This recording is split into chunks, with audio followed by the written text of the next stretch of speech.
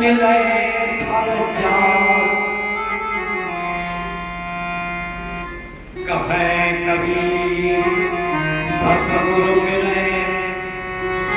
अगर सतगुरु मिल जाए तो कोटि फल भार। देखो भगवान प्रेम क्या है, प्रेम में शर्म नहीं होनी चाहिए। कुछ लोग प्रेम वाले हैं तक हम तक नहीं आओ। भगवान से अगर आपका प्रेम है, लगाव है, तो भगवान से बिल्कुल सही नहीं करना चाहिए। ये कथा इसीलिए रखी गई है कि आपकी मति शुद्ध हो जाए, आप संसार को प्राप्त करने में लगे।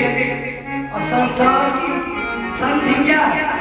सीरियते इति शरीरः। जो प्रत्येक क्षण छटक रहा है, जो प्रत्येक क्षण खट रहा है, उसका नाम है संसार। ये घट रहा है, हम क्या करें? परमात्मा से देह करें। आइए, हमारे सबसे पहले राजा परीक्षित बने थे महेश जी नन्ना। इनको हमने भागवत सुनाई थी, मौजहा से संगीत मंडली आई थी और इनके यहाँ शायद 6-7-8 वर्ष पहले मैंने भागवत सुनाई थी इनके यहाँ। भागवत हम समाज के लिए मित्रों, भगवान ने अगर मानव का शरीर दिया है तो ये अवसर चूकना नहीं बना। बहुत ज्ञानी लोग जानते हैं ये क्या है। अब में हम लोग भी जान जाते हैं, सबके घर में बुढ़े बने और देखो कितनी तकलीफ में। अब अगर ये कथा सुने बैठ रही है या कोई तकलीफ न हुई। मैंने कहा था हम तुम जैसे मंत्र कित्रंबकम यजाम गए सुगंधम पुष्टिवर्धनम अपूर्वाणि कवि अदल लेती भी जाती। ये नहीं कि डॉक्टर 50 इंजेक्शन घोसैया करने वो करे कीड़ा फाड़ी करे, नहीं। किस तरह ले जाना? आप पहले दुनिया के सभी पदार्थों का सुख लेते और अंत में जब शरीर छोड़ो तो लेडी की तरह भाग जाए। लेकिन लेडी अपने आप पेड़ से अलग हो जाए। ऐसे भी मुझे भी दुनिया से अलग करने लगा। खींचतानी का होता पहले मुझे पुष्ट कर देना मेरे मालिक, फिर मुझे अपने कर्मों से सुगंधित कर देना, अपना स्पर्श देकर मुझे सुगंधित बना देना। और अंत में जब दुनिया छोड़कर जाऊंगा तो मुझे लेडी की तरह इस संसार से उठा लेना। ये महामृत्युंजय मंत्र का अर्थ 52 अक्षर। मैं जानता हूं कि मुझे दुनिया से जाना है एक दिन, तो जब मैं जाऊं तो मेरे शरीर में किसी भी तरह की कोई बाधा न हो। केवल मैं लेडी की तरह मेरा ध्यान तुझ में बनाना है और लेडी की तरह इस संसार से मुझे उठा देना है। क्योंकि लेडी जब पकती है तभी पकती है, कच्ची लेडी कभी नहीं फटती। जब पक जाएगी तो अपने आप फट जाती है। राधे लोग रहते हैं वहाँ के नदी के किनारे, तो लोग वहाँ की फसल बोते, शायद देखा होगा हम लोगों ने भी। तो यहाँ पुराने आदमी ज्यादा जानते थे ये बात, आज के लोग कम जानते हैं। लेडी जब पक जाती है, निचोड़ हो जाती है, तभी अपने आप फट जाती है। इसी तरह प्रभु जब मैं संसार के सभी सुख प्राप्त कर लूँ तो अंत में लेडी की तरह भाग कर मुझे अपने में मिले। बस यही मेरी चाहता है। गोपियां क्या कहती? प्रभु आज हम आपसे केवल एक उल्लंघना देती है कि आपने हमसे प्रेम की अच्छी बात, लेकिन आपने जो पत्र में लिखा कि मुझे कृष्ण से प्रेम करना छोड़ दे, ये शब्द आपका हमें बहुत जो दुख देना। तुम यहाँ की नगरी को भूल गए। वो सुंदर नगरी है, कंचन की नगरी, मथुरा द्वारिका।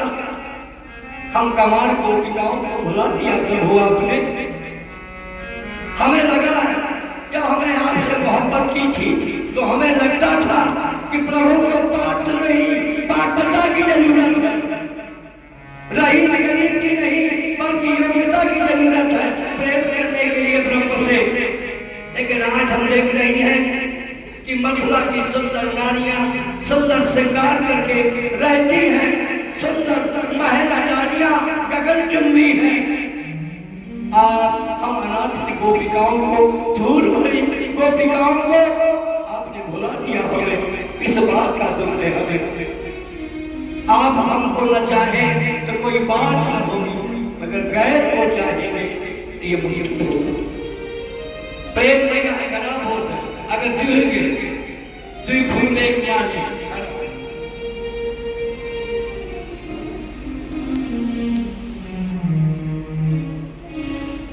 भगवान आपने हमें पथ दिखा पत्र से हमें शांति प्राप्त नहीं हो सकी। जनार्दन, देवकी नंदन, मधुसूदन, ब्रज बिहारी, मथुरा बिहारी, विपिन बिहारी, गोकुल बिहारी, ब्रज बिहारी, वृंदावन बिहारी, हमें अपनी याद समाती।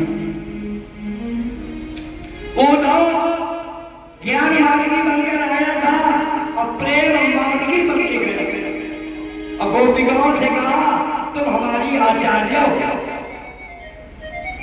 और राधा से पूछा गया तो राधा ने एक ही शब्द कहा कि कृष्ण और राधा कोई अलग नहीं है।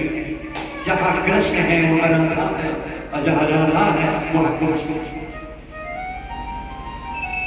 राधा ने क्या कहा, आप काले हैं ना इसलिए मुझसे दूर है और मैं गोरी।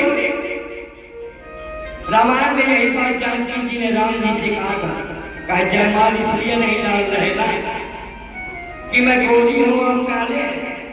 आप क्यों घबराते हैं, आप मेरी छाया करके रखिएगा ना, क्योंकि छाया काली होती है। राधा ने कहा प्रभु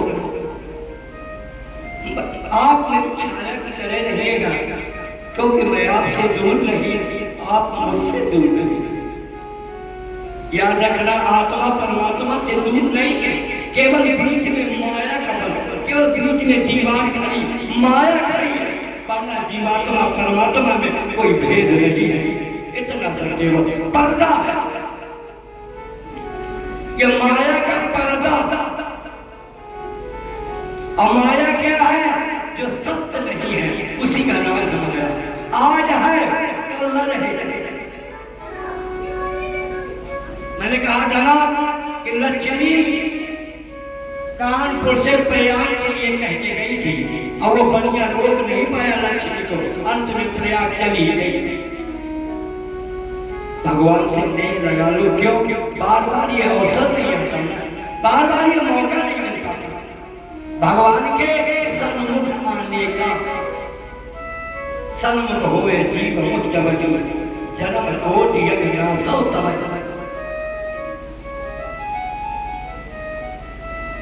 जाकर उद्धव ने बताया प्रभु जाके चरण, पहले भगवान के चरण नहीं छूता था उद्धव, लेकिन जब गोपिकाओं से सिद्ध हो गया कि वो साक्षात नारायण है, उद्धव सावधान गिर गए और क्या कहा, श्यामा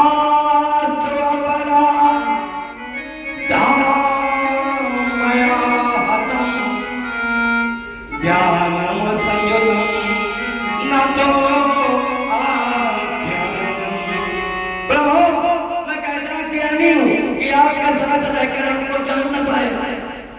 जैसे परशुराम जी कहते थे कि आज विधाता मेरे वाम हो गया, 21 बार मैंने छत्रियों का विनाश किया, 22 बार ये मेरे विधाता वाम क्यों हो गया। तो लक्ष्मण ने क्या, अरे कहा पागल, विधाता वाम नहीं है, विधाता तेरे सामने खड़ा, लेकिन तुझे दिखाई नहीं है। ये विधाता तेरे सामने, ये जो राम जी है ये विधाता है। तुम्हारी दृष्टि बदल गई है, तुम कहते हो विधाता मेरे काम हो गया कि मेरा कुठार नहीं उठा। जिस दिन तुमने कुठार उठाकर और विनाश किया था क्षत्रियों का, वो दिन तुम्हारा बुरा था, लेकिन आज विधाता तुम्हारे काम नहीं है, आज विधाता तुम्हारे सम्मुख आज तुम्हारे सामने खड़ा तुम्हें दिखाई नहीं दे रहा। ऐसे ऊँटों के सामने भगवान रहते थे तब ऊँटों को दिखाई नहीं देता था, क्योंकि माया का पर्दा बड़ा बड़ा। आगे रुक्मणी विवाह की कथा